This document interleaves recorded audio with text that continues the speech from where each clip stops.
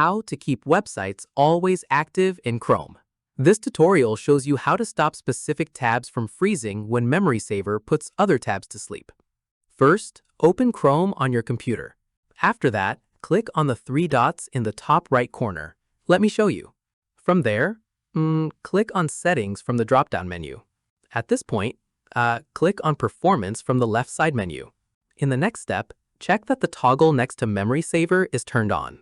Following this, scroll down to the section labeled Always Keep These Sites Active. Once done, click on Add next to that section. From here, type in the URL of the website you want to stay active and click on Add. At this stage, repeat these same steps for any other website you don't want Chrome to freeze. Keep in mind, this list only prevents Memory Saver from freezing those specific sites. Other inactive tabs will still be put to sleep as usual. Finally, click on Remove next to any website anytime you want to take it off the Always Active list. And that's it. If this guide helped you keep websites always active in Chrome, give it a like, subscribe for more Windows tutorials, and tap the bell icon for updates. See you in the next one.